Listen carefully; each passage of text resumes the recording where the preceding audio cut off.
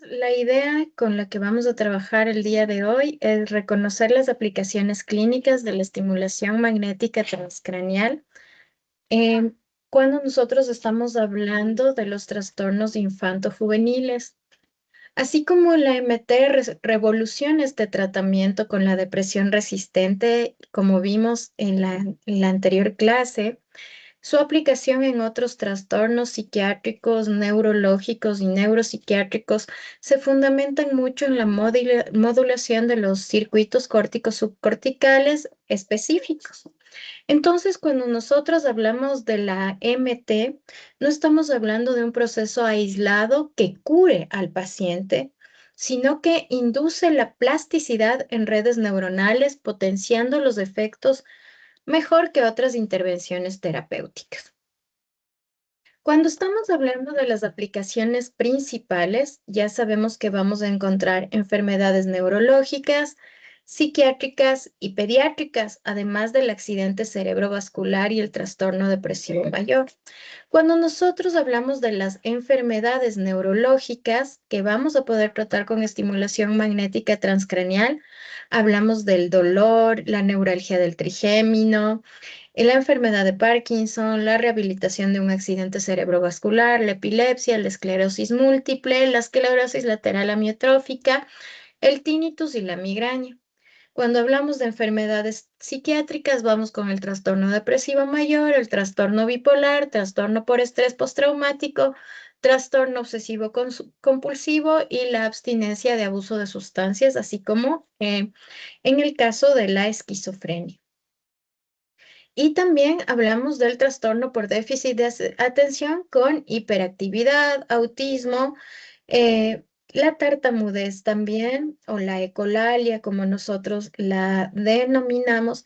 Y hay algo aquí que tenemos que tomar en cuenta en la parte pediátrica. Nosotros también vamos a hablar muchísimo del área de manejo de la discapacidad intelectual con muchos chicos, ¿no? Entonces, estos son los temas que vamos a abordar el día de hoy. Vamos un ratito, entonces, como les decía, el día de hoy vamos a hablar de estos casos de estimulación. Por favor, confírmenme si están viendo mi pantalla. Y vamos a hablar sobre lo que a mí más me apasiona, pues es los infantojuveniles. Nosotros sabemos que el trastorno por déficit de atención e hiperactividad es un trastorno del neurodesarrollo que tiene una característica heterogénea, es decir, multifactorial también, y que va a tener una sola característica cuando nosotros hacemos un diagnóstico de TDAH. El TDAH debe tener una inteligencia normal o superior. Está caracterizado siempre por un patrón persistente de inatención, hiperactividad, impulsividad. Es más frecuente y grave que el observado típicamente en individuos del nivel de desarrollo similar. Es decir, es fácil de reconocer, ya que interfiere significativamente en el funcionamiento social y académico, también ocupacional. ¿Cuáles son nuestros síntomas cardinales cuando hablamos de TDAH? Primero, la inatención, la dificultad para mantener la atención en tareas, la falta de atención a los detalles, del que no parece escuchar, no sigue las instrucciones, evita realizar las tareas que requieren esfuerzo mental sostenido, pierde constantemente los objetos y dentro de esto también vamos a ver la hiperactividad, que es este movimiento nervioso de manos y pies, hiperquinesia, incapacidad para permanecer sentado, corretea, trepa en situaciones inapropiadas, siempre está en marcha, actúa como si tuviese un motor, es hiperverbalizado, habla excesivamente y además tenemos la característica de impulsividad con respuestas precipitadas, antes de que las preguntas hayan terminado, dificultad para esperar su turno, interrupción, intrusión en conversaciones y juegos. Alce la mano, ¿quién alguna vez ha tenido un estudiante de este tipo? ¿Un paciente de este tipo? Pues probablemente todos en algún momento, ¿no es cierto? ¿Por qué? Porque en el Ecuador, 1 de cada 10 niños presenta un trastorno por deficiencia de atención e hiperactividad. 1 de cada 10. Es una población realmente alta. Las aplicaciones específicas en el TDAH, por ejemplo, en adolescentes, la prevalencia es de 5.9 a 7.1 en niños y adolescentes. El déficit clave es el control inhibitorio, un CI alterado, una impulsividad, riesgo de conducta adictiva y varias comorbilidades. Verán, cuando nosotros hablamos de TDAH, estamos hablando de un trastorno, como les digo yo a los papás, como la diabetes, ¿sí? Porque tiene grandes comorbilidades. Por favor, chicas, en el chat, escríbanme cuáles son aquellas comorbilidades que observan en los pacientes con TDAH. Por favor, cuéntenme cuáles son las comorbilidades que usted observa de un paciente con TDAH. Yo le voy a ir contando lo que yo observo. Normalmente, el paciente con TDAH tiene problemas en ansiedad, depresión, esquizofrenia, bipolaridad, trastorno por abuso de sustancias, alcoholismo. Tiene también, podría tener una comorbilidad con el autismo. ¿Ven? Entonces, nosotros tenemos que entender primero que siempre todo tratamiento debe ser personalizado. Y vamos a ver, vamos ahora, el objetivo va a ser revisar las intervenciones no farmacológicas para mejorar el CI en TDAH. La evidencia neurocientífica respalda la aplicación del MT en el TDAH al identificar las disfunciones de los circuitos específicos en la corteza prefrontal dorsolateral. Hay un hallazgo fisiológico muy importante, que es el hipofuncionamiento documentado mediante estudios de fMRI y PET, especialmente en el hemisferio derecho, que está asociado a los déficits en las funciones cognitivas ejecutivas como la memoria de trabajo, la planificación, el control inhibitorio y la flexibilidad cognitiva. El objetivo de la estimulación magnética transcraneal en pacientes con TDAH es inducir un aumento en la excitabilidad cortical mediante la estimulación de alta frecuencia para restaurar el funcionamiento prefrontal y mejorar el control cognitivo.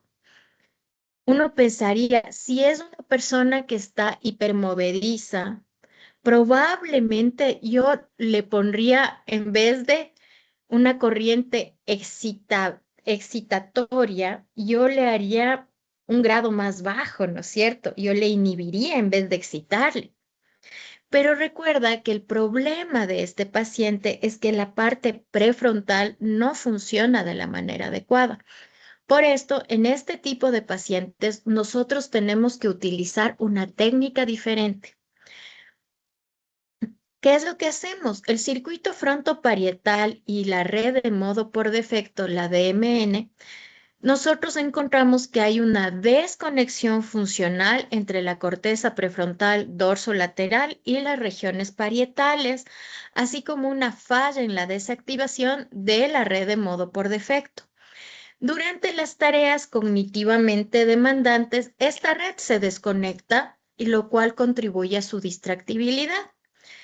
La MT modula la conectividad funcional de estas redes a través de la estimulación en la corteza prefrontal dorsolateral. Ahora miren qué pasa aquí. Si solo fuese un TDAH puro, este sería el protocolo con el que vamos a trabajar. En frecuencia vamos a hacer una frecuencia alta.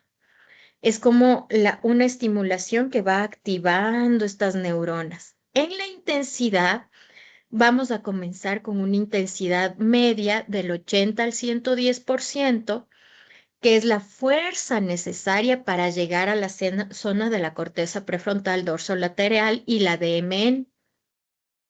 ¿En dónde la vamos a aplicar? El protocolo es muy claro, es el número 6, lado derecho de la frente. Por esto, porque ahí está la parte central de la atención y es donde se falla más en el TDAH.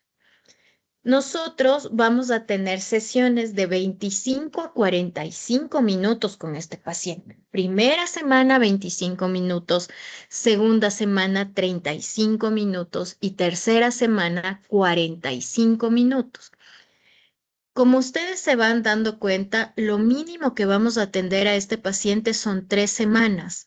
Y el cambio del número de tiempo de sesión se va a ir dando de forma progresiva, ya que se necesita repetirlo varias veces para que el cerebro pueda aprender a funcionar mejor. La bobina vamos a hacerla de 6 magnetos y uno central, que es la de niños y adolescentes. ¿Qué se espera?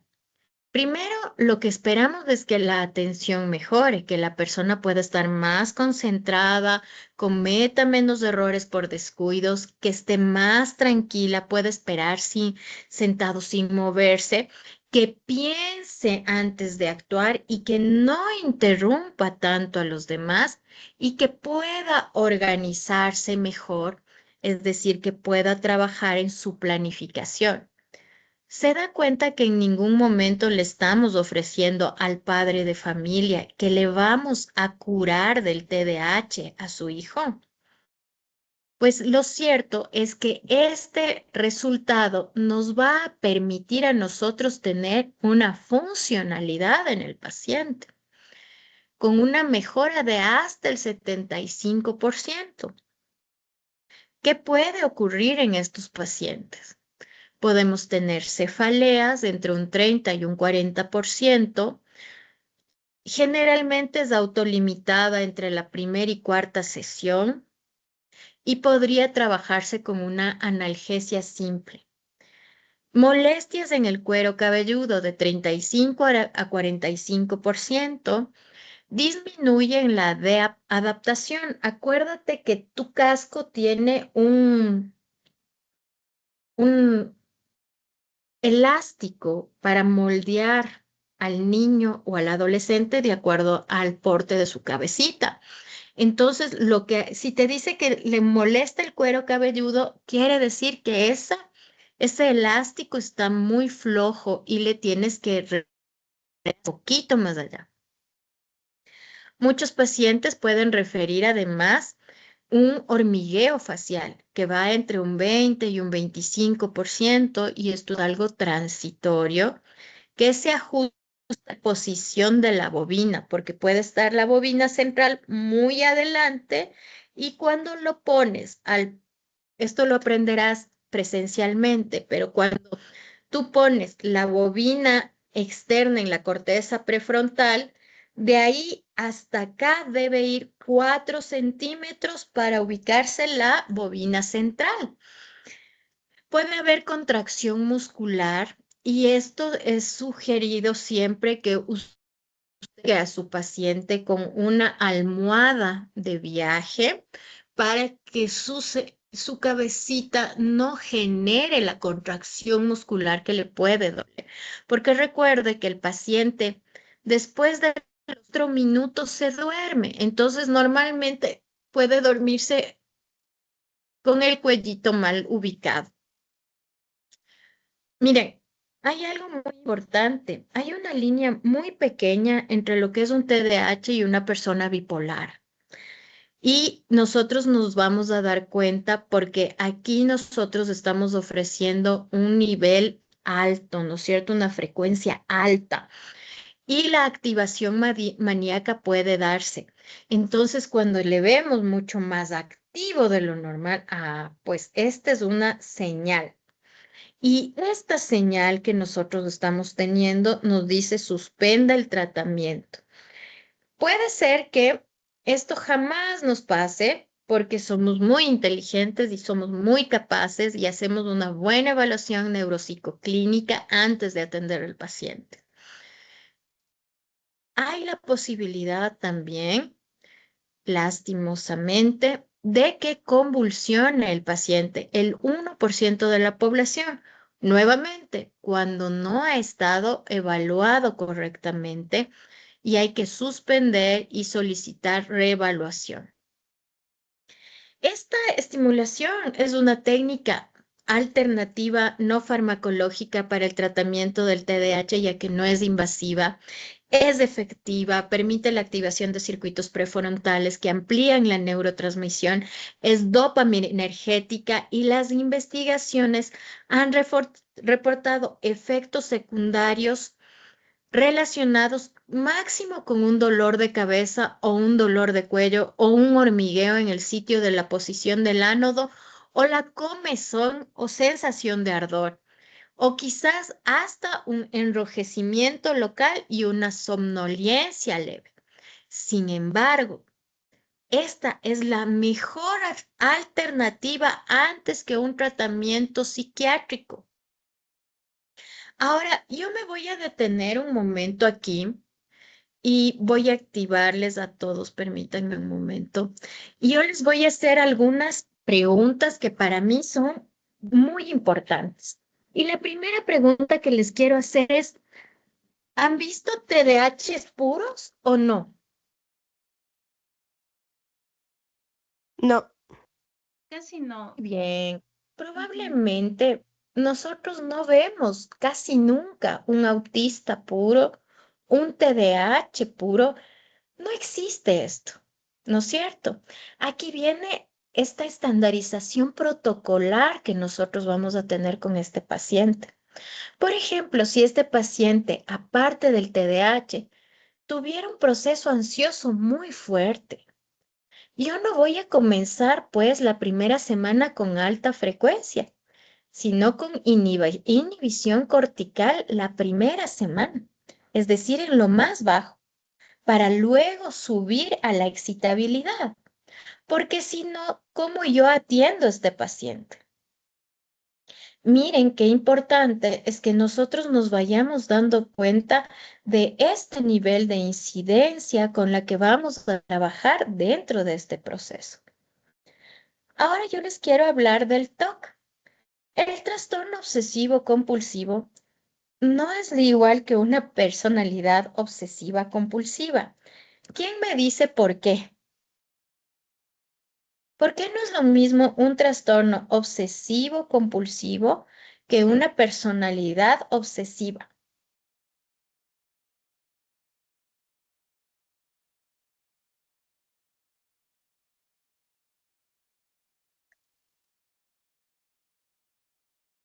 ¿Nadie?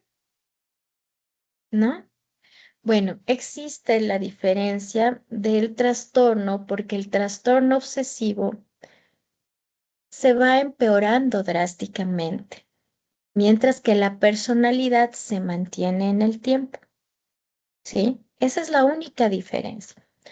El trastorno obsesivo compulsivo, permítanme un ratito.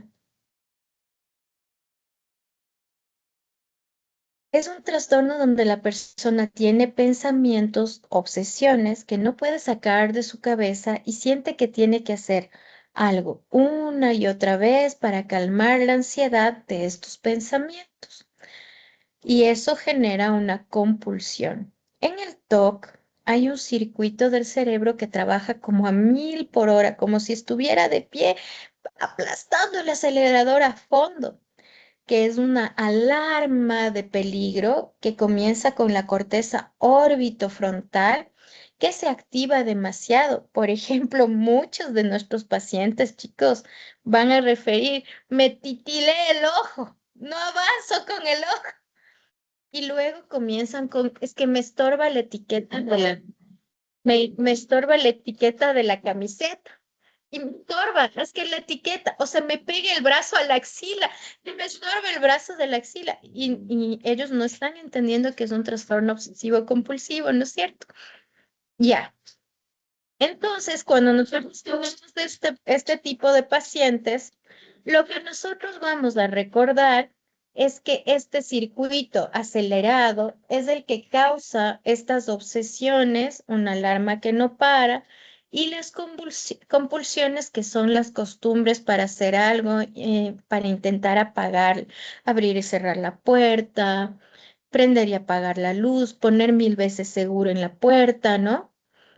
El protocolo para el TOC comienza siempre con una frecuencia baja porque la base es la ansiedad, ¿no es cierto? Es como casi un masaje lento que le va calmando a las neuronas. La intensidad está entre el 110 y el 120%, es decir, la intensidad es la más alta porque fuerza para llegar a la zona de alarma. Se va a aplicar en la zona COF o en la zona CCA, porque esta activa directamente el área hiperactiva para frenarla. ¿Y qué es importante de aquí? Cuando nosotros utilizamos nuestra máquina, vamos a poner en el protocolo 7. Las sesiones serán de 20 a 30 y se necesita constancia para que el cerebro aprenda a estar más calmado. ¿A quién ayuda? Obviamente a las personas que no mejoran ni con pastillas ni con terapia, y es una opción muy buena cuando ninguno ha mejorado. Obviamente, si intervenimos primero con EMT antes que medicación psiquiátrica, vamos a tener mejores resultados. ¿Qué esperamos en estos pacientes? Primero, que las obsesiones molesten menos, es decir, el pensamiento sigue ahí, pero no genera la ansiedad ni la angustia y es fácil ignorarlo o dejarlo pasar. Pueden controlarse mejor las compulsiones, es decir, la persona siente que tiene más control, que puede resistir la necesidad de hacer el ritual como lavarse las manos. Funciona mejor en terapia. Al estar calmado, el paciente enfrenta sus miedos en terapia, aprende nuevas formas de manejar su ansiedad. La persona va a seguir teniendo TOC, pero los síntomas que le afectan muchísimo en su vida diaria ya no están. Es casi como un entrenador personal para el cerebro, es decir, ayuda a que estas zonas que trabajan mal, ya sea que están muy lentas o muy aceleradas, mejoren la función. En el TOC está muy probado que calma la zona de alarma y es de gran ayuda para quienes ni siquiera con una pastilla pueden mejorar.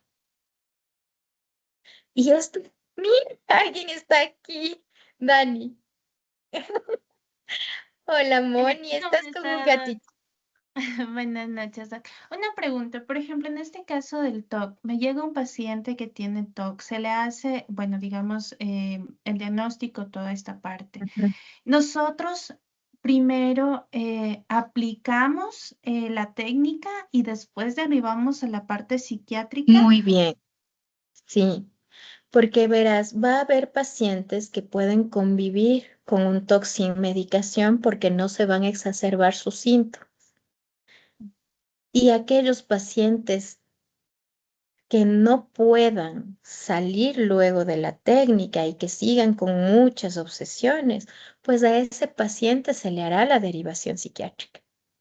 Entonces hay que decirle y hay que explicarle al paciente, mira, nuestra primera opción es hacer estimulación magnética transcraneal, puesto que va a reducir tu riesgo de consumo de medicación psiquiátrica.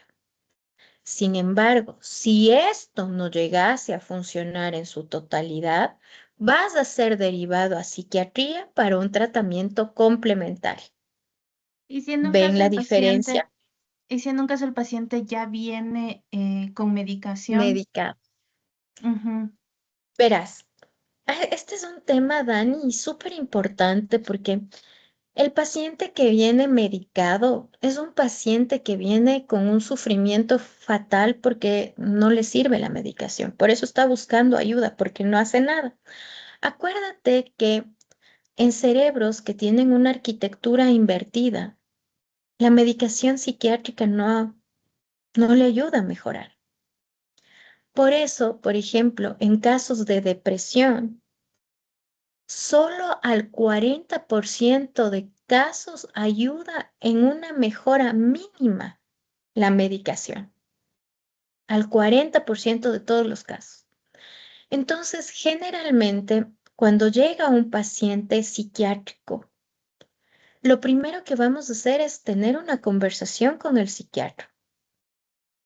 Y le vamos a decir, mire, el tratamiento psiquiátrico no está funcionando de la manera que debería funcionar. Y vamos a comenzar un protocolo de estimulación magnética transcraneal, para lo cual vamos a ir reduciendo semana a semana la medicación para saber cómo está su funcionamiento hasta dejarle en una dosis mínima. Esto va a ayudar a mejorar la calidad de vida de nuestro paciente y nos va a permitir darle un avance en su funcionalidad. Creo que esta comunicación es muy importante, por eso debemos trabajar con psiquiatras aliados, ¿sí? Debemos presentar nuestro proyecto a psiquiatras que tengan bases y conocimientos, chicos, porque es bien duro dejarles de mamar la teta, perdón.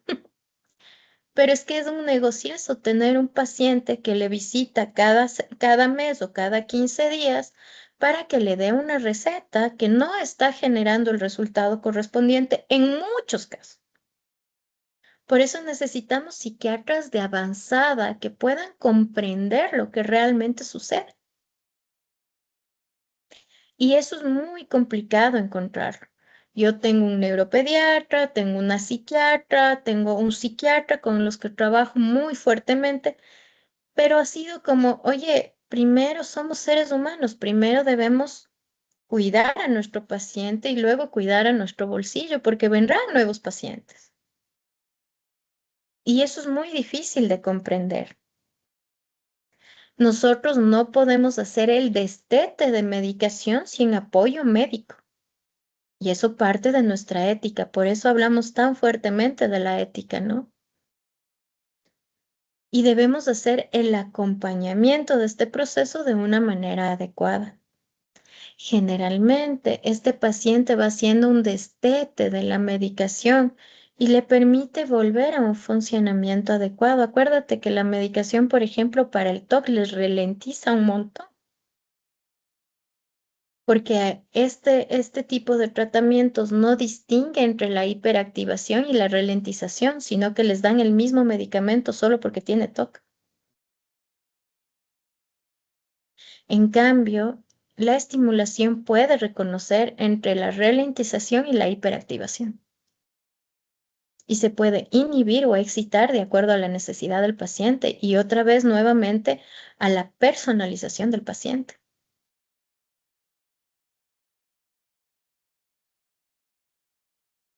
¿Sí? Muy bien. Entonces, vamos a hablar ahora, les voy a hablar del trastorno del espectro autista, uno de mis temas más monumentales. Les quiero recomendar este libro que se llama El autismo sin máscara, los nuevos rostros de la neurodiversidad de Devon Price. Es un libro que habla sobre cómo cada persona es visiblemente autista y hay innumerables personas autistas enmascaradas que podemos encontrar en la normalidad. Y ustedes se van a dar cuenta de muchas personas con autismo. Em, Hay muchas personas con autismo que nosotros vamos a encontrar dentro del proceso que vienen por un debut de ansiedad, de una crisis de pánico y son adultos con autismo. Miren, el día de ayer voy a ser un poco infidente. El día de ayer me llegó una paciente, una médica, una mujer médico, que había estado haciendo un tratamiento con GLP-1 para la reducción de su peso. Y había debutado con una crisis de pánico y luego se había mantenido ansiosa por un periodo de 15 días. Y su ansiedad había estado asociada a que la nutrióloga le envió a comer comida que ella jamás había comido. Y en su mente no podía comprender esto. Y me parecía chistoso porque la primera pregunta que le hacía era, oye, ¿y a vos de chiquita te hicieron algún diagnóstico? Y me dice, mira, Verónica, a mí de chiquita me dijeron que tenía TDAH, pero luego no lo comprobaron y ahora yo estoy segura de que tengo autismo. Y le digo, ¿y te has hecho una evaluación? ¿Tienes un carnet? ¿Sabes lo que te está pasando? Me dice, no, estoy segura porque veo los TikToks y trato de comprender lo que estoy teniendo. Entonces, a esa paciente comenzamos, porque un endocrinólogo nos deriva a este paciente por este trastorno de ansiedad para hacer MT. Entonces yo le decía, está, está bien, yo voy a hacer esto porque la gente quiere, solo quiere llegar a sentarse. Entonces, está bien, vamos a hacerlo, pero vamos a hacer con una evaluación. ¿Por qué? Porque hay un porcentaje alto de autistas con epilepsia, ¿sí? Entonces hay que hacer un diagnóstico bastante fino antes de atrevernos a ponerle MT. Entonces, cuando hablamos de autismo, el trastorno del espectro autista, que es esta condición de desarrollo de base biológica, caracterizada por los dominios centrales de los síntomas que se presentan en forma temprana, que generan deterioro clínicamente significativo en el funcionamiento social, laboral o en otras áreas importantes, y es un espectro con una valiosísima heterogeneidad clínica significativa, donde hay una severidad en los síntomas y en el nivel de apoyo requerido que varían entre individuos, contextos y espacios. Las comorbilidades del trastorno del espectro autista estarán con el TDAH, los trastornos de ansiedad, la discapacidad intelectual, el trastorno obsesivo compulsivo, que pueden estar muy de la mano con estos pacientes. En autismo, obviamente no estamos hablando de la paciente que te había comentado ahora, porque con ella deberíamos comenzar con una frecuencia baja de inhibición. Lo que haríamos es mezclar las frecuencias altas y bajas, donde vamos a hacerlo en corteza prefrontal medial y en la corteza prefrontal dorsolateral. Lo que nosotros esperamos es que la persona pueda reconocer mejor las emociones, se anime más a hablar, que disminuyan los movimientos repetitivos, los aleteos, los balanceos, que la persona comience a tener un porcentaje de un 30, un 70% mayor de flexibilidad en cambios de rutinas. Y está comprobado, pues es experimental, hay indicios que funcionan y están en proceso de investigación. Sin embargo, los resultados son variados, porque mientras mayor comorbilidad haya, menor pronóstico también, ¿sí? Por ejemplo, si llega un adulto autista con discapacidad intelectual y unas conductas estereotipadas autolesivas, probablemente sea mucho más pobre el avance. Pero si llega un paciente de 3 años con conductas autolesivas y estereotipadas, después del tratamiento, lo más probable es que no exista eso. ¿Sí? Cambia mucho el panorama y eso es importante de reconocerlo. Entonces, ¿cuándo no se puede usar? Primero, obviamente, si la persona tiene metales en la cabeza, porque muchas personas autistas han nacido desde una prematuridad extrema y tienen clips, grapas, electrodos en el cerebro, aparatos electrónicos como marcapasos en el corazón, bombas de medicamento, han tenido epilepsia sin control o tienen convulsiones frecuentes o presentaron convulsiones febriles o un embarazo por precaución, siempre vale la pena hilar un poco más fino. Que hay que tener cuidado y evaluar bien si la persona, aparte del autismo, podría tener un trastorno bipolar, podría tener lesiones en el cerebro, podría tener consumo de alcohol o drogas o medicamentos que bajan el umbral para tener convulsiones. ¿Por qué les hago esta aclaración en esta parte? Verán, chicas, hay personas con autismo que se autolesionan generalmente la cabeza, ¿sí? Y bum, bum, bum, bum, bum, bum, bum, rapidito. Esas personas podrían tener hemorragias o microhemorragias intracraneales sin que nosotros lo sepamos, ¿sí? Entonces hay que tener muchísimo cuidado con este tipo de personas porque podríamos estimular un área que está recién lastimadita, ¿sí? Entonces hay que tener cuidado. ¿Qué hace el MT en cada caso? Por ejemplo, en el TDAH, al lado derecho de la frente, en frecuencia alta, hace que la persona pueda atender mejor, pueda controlar los impulsos, y sus estudios y resultados son tan prometedores que está aprobada el protocolo de TDAH en el 2011.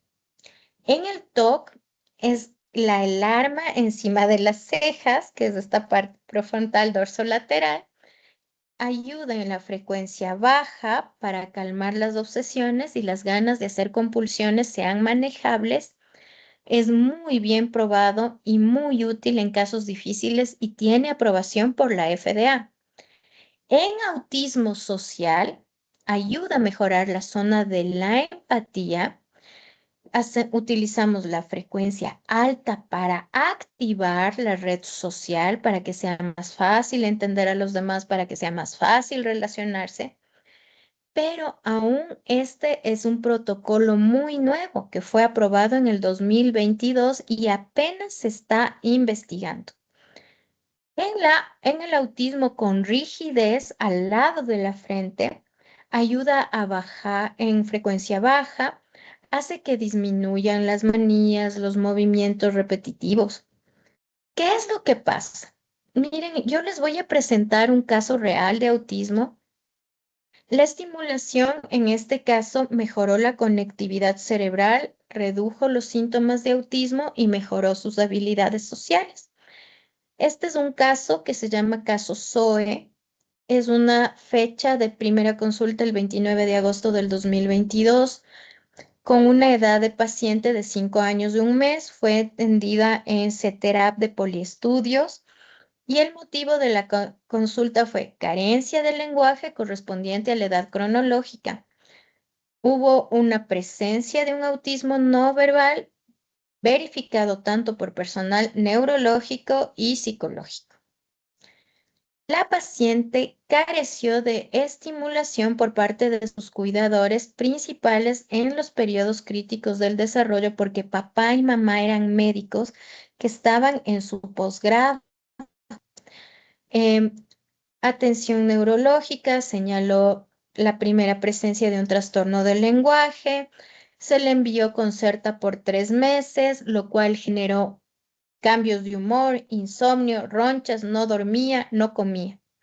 Se suspendió neurología con Concerta y en antecedentes médicos tuvo una atención neuropsicológica que señaló la presencia del autismo. En observación clínica, este paciente solo podía expresar una palabra, la palabra no. Conforme al progreso de la entrevista y la evaluación, se determinó que además producía no inteligiblemente la palabra no más mamá y papá. Para mamá era baba y para papá era dada. Comportamentalmente tenía una actitud caprichosa, inquieta, con búsqueda constante de atención. Afectivamente era cariñosa, risueña, una persona muy alegre. No hablaba, realizaba señas y no podía realizar cognitivamente ninguna actividad terapéutica.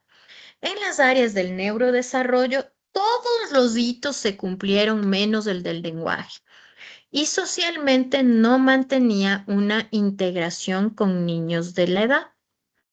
Comencé la evaluación con Cena Familia, donde tuvimos puntuaciones significativas referentes a problemas en las funciones ejecutivas y ya se señalaba ya un retraso en el neurodesarrollo. El WNB, en la escala de Wechsler no verbal, nos demuestra alteraciones significativas en el razonamiento perceptual, velocidad grafomotora, organización perceptual, memoria inmediata. En la escala de desarrollo de P3 indica un índice general del desarrollo catalogado dentro del rango muy bajo, mientras que A22 y ADIR nos dan un diagnóstico completo de autismo. ¿Qué es lo que hicimos? Lo primero que hicimos fue una preparación del paciente previo a la realización de la estimulación. Fue necesario hacer el examen físico para verificar la capacidad de llevar a cabo la estimulación. A ella se le pidió un electroencefalograma para descartar la presencia oculta de una epilepsia. Acompañado de esto, se hizo la evaluación neuropsicológica para conocer toda la historia clínica del paciente. ¿Cómo preparamos el equipo? Previo a cada sesión fue esencial realizar la calibración individualizada de la estimulación de acuerdo al protocolo. Determinamos el umbral motor que se llama Resting RMT, que quiere decir que antes de comenzar el tratamiento se le ofrece una ráfaga de 15 segundos al paciente para ver si este paciente es apto para la MT y no convulsiona, y esto estuvo muy bueno. Se estableció entonces la intensidad mínima necesaria para excitar la respuesta motora observable a 50, con un músculo objetivo del 50% en los ensayos. Luego hicimos un ajuste de los parámetros de la intensidad basada en un protocolo RTM, que quiere decir que es un protocolo alto, en una frecuencia baja y en una inhibición cortical alta. Es decir, le íbamos alternando. ¿Fue localización guiada por neuronavegación? Sí, porque hicimos el electroencefalograma. Para una precisión anatómica se utilizó un proceso de mapeo cerebral. Utilizamos todos los juguetes con ella para tener una configuración específica para el diagnóstico.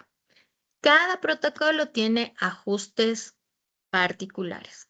Utilizamos un número diferente de pulsos semana a semana.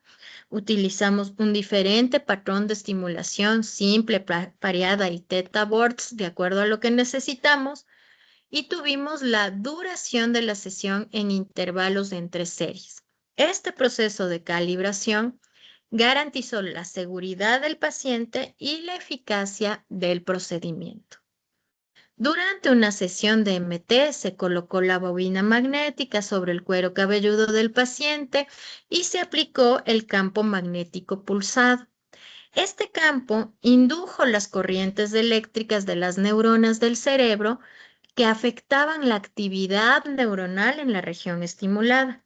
Esta corriente eléctrica se iba aumentando o disminuyendo de acuerdo a la actividad neuronal, dependiendo de la frecuencia y la intensidad del pulso magnético. Durante y posterior al tratamiento, la paciente siempre va a estar en una posición semi-recostada durante toda la estimulación magnética transcraneal, garantizando la inmovilidad cefálica necesaria para la precisión estimulatoria, facilitando la relajación muscular y el confort durante el procedimiento, permitiendo el acceso óptimo en áreas corticales del objetivo. ¿Cuál fue nuestra implementación práctica? Usamos el sillón reclinable con soporte cervical y lumbar. Acomodamos individualizadamente según las características antropométricas y tuvimos la sujeción suave de la cabeza mediante el soporte integrado. ¿Qué vemos ahí? En el procedimiento diseñado para la SOE, con el programa de estimulación neurocognitiva, nos enfocamos en atención, concentración, memoria y desarrollo del lenguaje. ¿Cuál fue nuestro objetivo? Primero, aumentar el número y la consolidación de las conexiones neuronales para obtener una mejora en el funcionamiento cerebral en términos de rapidez y eficacia de la transmisión de la información. El nivel de dificultad fue bajo. Con niños con autismo severo, la intensidad magnética debe ser fuerte, el tiempo de tratamiento de 20 a 30 minutos, la intensidad de vibración Theta Burst de 1 a 2 y el modo de vibración de 1 a 3. Para la protocolización del tratamiento de SOE durante 21 días, la primera semana fue de intensidad weak, en tiempo de 20 minutos, todo en grado 1. La segunda semana fue intensidad strong con tiempo de 25 minutos en grado 2, todo. La tercera semana en MT tuvimos una intensidad strong nuevamente con 30 minutos en grado 3. Los resultados inmediatos posterior al trabajo del MT junto a la estimulación neurocognitiva, porque esta paciente salía de la estimulación a trabajo psicoterapéutico de estimulación neurocognitiva, se obtuvieron los siguientes resultados. Primero, aumento en el lenguaje de 4 a 480 palabras. Mejora en la comunicación, sobre todo principalmente en el diálogo, en el inicio de uso de conectores lógicos.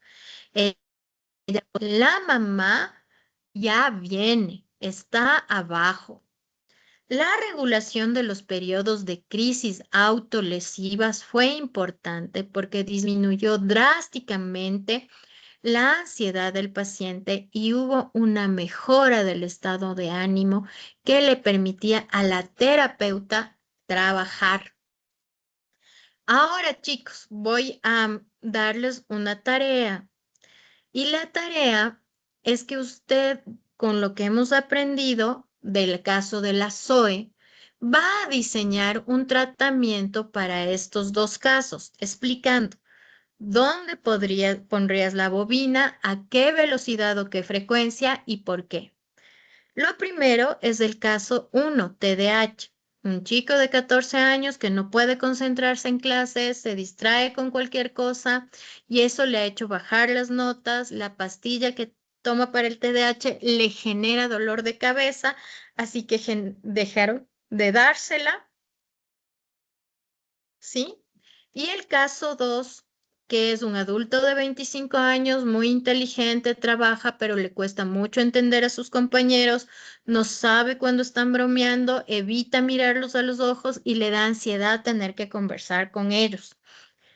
En la plataforma vas a encontrar un documento en Word para que puedas realizar la actividad.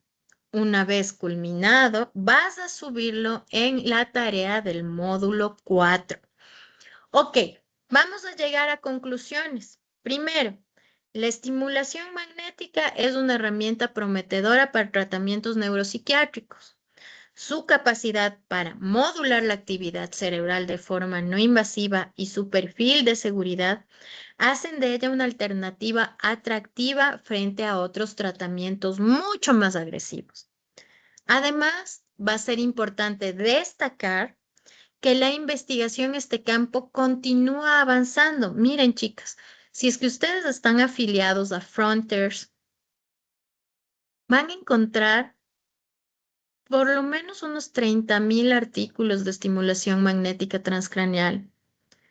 Frontiers es la mejor revista de avance neurocientífico que hay y podemos encontrar tantos casos de estudio bastante valiosos sobre lo que se está haciendo ahora. Solo quiero que recuerde algo muy importante. La estimulación magnética transcranial está en el mundo hace 25 años y en el Ecuador recién desde hace 5 años se habla de MT, ¿no? ¿Qué representa esto? Primero, nuestra brecha de desconocimiento es supremamente alta. Y segundo, que nuestra capacidad lectoinvestigativa es muy baja. y tenemos que formarnos y estudiar muchísimo más. Entonces, les dejo para que realicen su Profe, tarea. profe, Antes de esto, doctor, sí, no se ¿en preocupe. qué parte está los casos? Porque le estoy revisando en la plataforma y dice que en un Word está, pero no lo encuentro. Les voy a mandar mejor por El el grupo, WhatsApp por favor. para que lo puedan subir. ¿Otra Listo. preguntita más? Doc, No, sí, sí. Perdón. Todo lo que viene a ser las diapositivas que vemos en cada clase, eso no se encuentra subido en la plataforma. No sé si lo van a subir en algún momento. todo se sube a la plataforma. Probablemente la Fernanda ya les suba esta semana de las semanas anteriores. No te Ya. preocupes por ello. Listo, doc, muchas gracias. Listo, Johnny.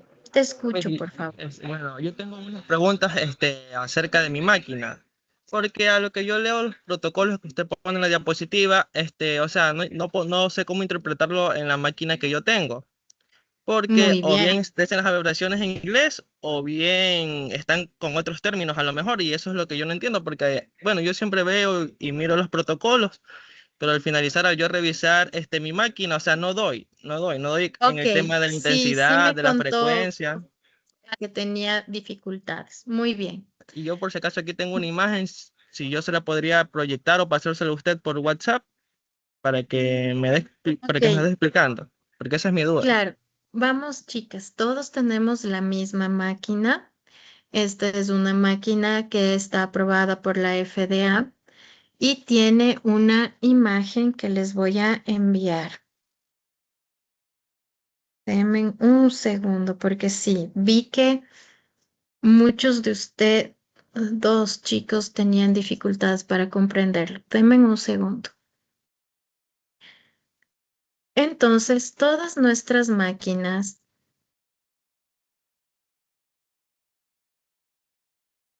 tienen esta imagen. Ah, pero no se ve completa. Permítanme un segundo.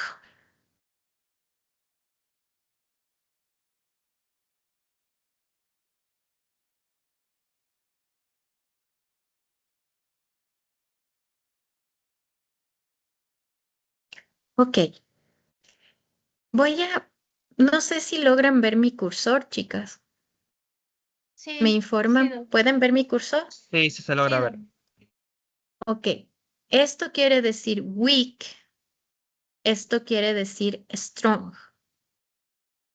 Esto es inhibición y esto es excitación. ¿Estamos de acuerdo? Sí, sí, Ya. comprendido.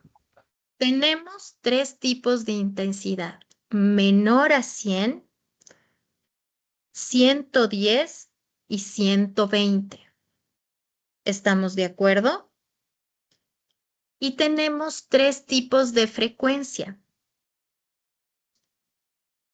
El protocolo nos va a dar grado 1, 2 o 3 o te va a decir Theta Burst. Theta Burst es del grado 3, ¿ok? La prescripción es el número que yo te digo, 1, 2, 3, 5, 7. Por ejemplo, 4 depresión, 5 discapacidad, 6 TDAH, 7 autismo, ¿sí? Es de esta de aquí. Y el NEMS es el mismo que va coordinado con el número que va aquí. Por ejemplo, si das 35 minutos, aquí va a estar 35. Y si das FNS, que es paramuscular, vas a dar 35 aquí y 35 acá. ¿Estamos de acuerdo? Es cuando utilizamos nervio vagal y cuando utilizamos estimulador para alguna parte de su cuerpo. ¿Sí? ¿Estamos más El cuerpo claros solo ahí? sería, eso del nervio vagal y de estimulación a partes del cuerpo sería FNS, ¿verdad? Ajá, correcto.